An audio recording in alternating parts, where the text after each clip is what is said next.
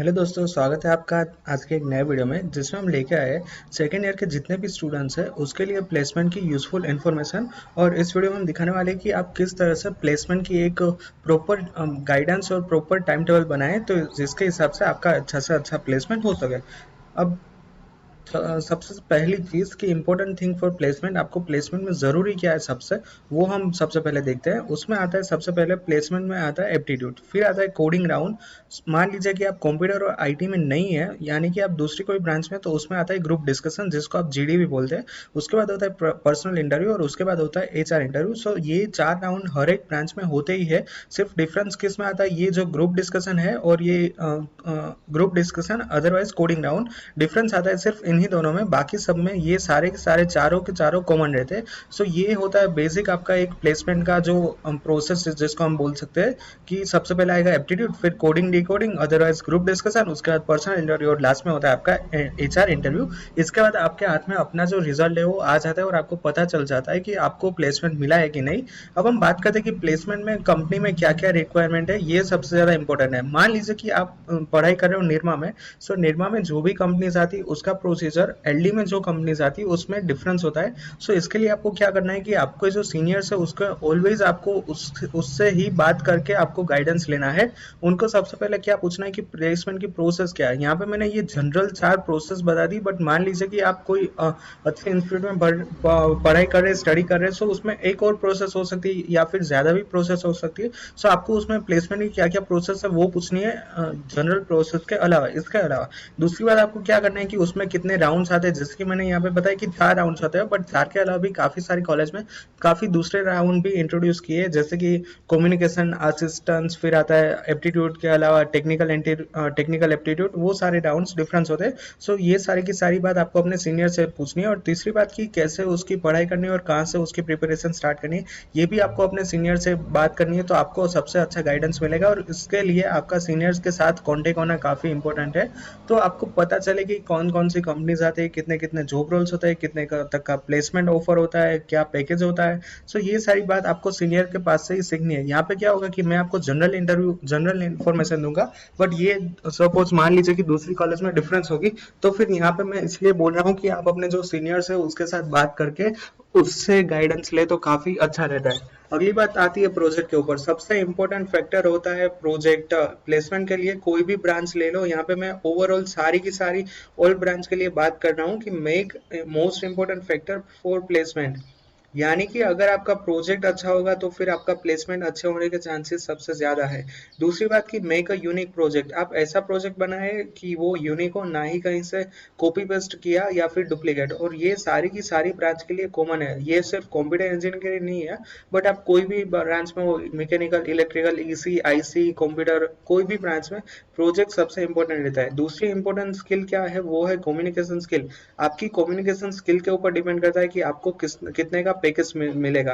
मान लीजिए कि आपका टेक्निकल अच्छा है बट आपका कम्युनिकेशन स्किल कम है, और आपका फ्रेंड का टेक्निकल थोड़ा सा वीक है बट उसका जो कम्युनिकेशन स्किल है वो ज़्यादा है, तो यहाँ पे बात ऐसी होगी कि उनको टेक्निकल नहीं आता होगा फिर भी उसका हाईएस्ट पैकेज मिलेगा, और आपको टेक्निकल अच्छा होने के बावजूद भी आपको पैकेज कम मिलने के चांसेस है। क्यों? क्योंकि आपकी कम्युनिकेशन स्किल वीक है। सो सबसे ज़्यादा मैं इस पर फोकस करना चाहता हूँ, और ये है second important factor, common for all branch. चाहे आप कोई भी ब्रांच में हो, कम्युनिकेशन स्किल आपकी अच्छी होनी चाहिए, तभी आपको अच्छे प्लेसमेंट मिलने के चांसेस है। और मेक योर इंग्लिश पावरफुल, आप ज़्यादा से ज़्यादा ट्राई करना कि जितनी हो सके उतना इंग्लिश बोलने की ट्राई करना। जितनी अच्छी तरह से आप इंग्लिश बोल पाओगे वो अच्छा रहता है, क्योंकि क्या होता है प्लेसमेंट में ज़्यादातर लोग इंग्लिश में ही बात करते हैं, वहाँ पे हिंदी या गुजराती कोई भी लैंग्वेज नहीं होती है। तो फिर मैं इसलिए इंग्लिश की प्रायोरिटी सबसे ज़्यादा देना चाहता हूँ। और अगर आप सेकेंड ईयर में हो और अभी भी आपको इंग्लिश में दिक्कत आ रही है, सो फिर ये आपका वीक पॉइंट माना जा सकता है, क्योंकि सेकेंड ईयर में इंजीनियरिंग में मोस्टली लोगों को इंग्लिश बोलना आ चुका होता है, तो फिर इंग्लिश पे सबसे ज़्यादा फोकस कीजिए। तीसरी बात आती है is around frequently asked question.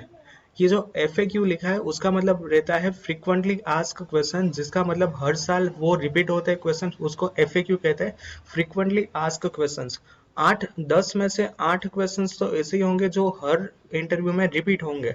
और वो जितने भी ऐसे क्वेश्चंस है कि वो मोस्टली आस्क है, फ्रिक्वेंटली आस्क क्वेश्चंस है, उसको एक अलग से आप रट लीजिए, यानी कि आप उसको पूरा का पूरा रट लीजिए कि आपको आधी रात को भी कोई उठा के पूछे तो आपको उसका आंसर आना चाहिए।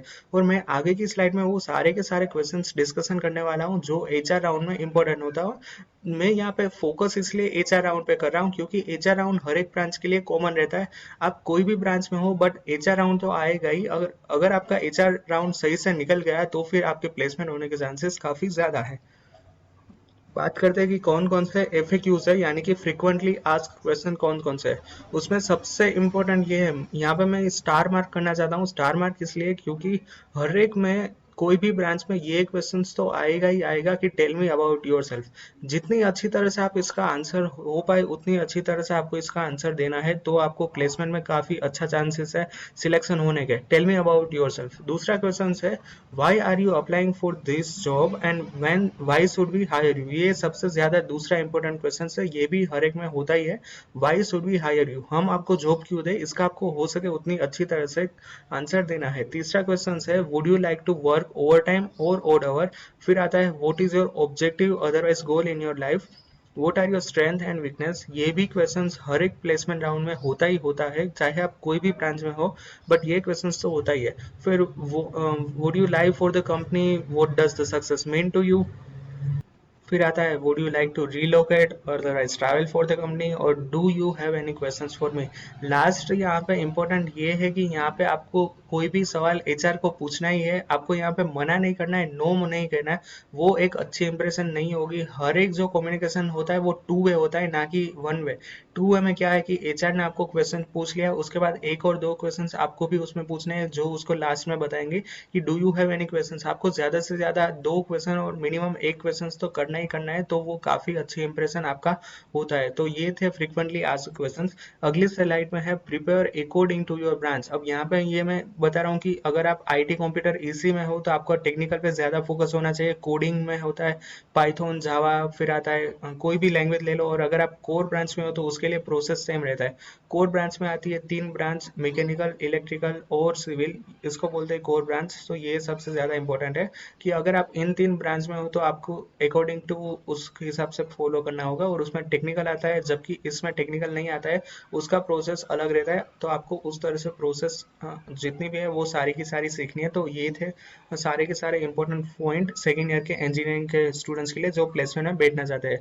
और लास्ट में बताना चाहता हूँ कि बी कॉन्फिडेंट। आपका कॉन्फिडेंस ही सबसे इंपॉर्टेंट फैक्टर रहेगा। अगर आप जितने कॉन्फिडेंस हो सके उतनी अच्छी तरह से बातचीत करोगे तो आपके चांसेस काफी बढ़ जाएंगे प्लेसमेंट में सिलेक्शन होने के। So be confident, just stay relax and answer properly. आपको सिर्फ ठंडे दिमाग से आंसर देना है, आपको जहाँ जरा भी पैनिक नहीं होना है। और मान लीजिए कि अगर आपको आंसर नहीं आता है तो आपको डायरेक्टली नो नहीं कहना है, तो वो एक बैड इंप्रेशन क्रिएट करेगा कि नहीं इस इंसान को तो कुछ आता ही नहीं है, डायरेक्टली मना कर दिया नो। तो आपको 2 मिनट रुक के कुछ भी करना है, नो करना है, बट डायरेक्टली आपको नहीं नो ऐसा नहीं कहना है।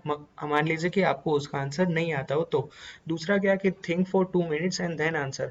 आप 2 मिनट सोच के आंसर दीजिए, ना कि डायरेक्टली आप जैसे ही एचआर ने अपना क्वेश्चंस खत्म किया उसके बाद आप स्टार्ट हो गए। ये एक गलत इंप्रेशन क्रिएट करता है। तो आप 2 मिनट रुकने के बाद अपना आंसर दीजिए, तो वो एक काफी अच्छी इंप्रेशन मानी जाती है। सो ये थी बी कॉन्फिडेंस वाली स्लाइड, आपको कॉन्फिडेंस होकर आंसर देना है। सो आज के वीडियो के लिए केवल इतना ही। अगर आपको वीडियो अच्छा लगा then please press the like button, and if you have any doubt then ask me in the comment section. दूसरी बात कि अगर आप मेरे चैनल पे नए हैं then please subscribe my channel and press the bell icon for the latest notification. Thank you.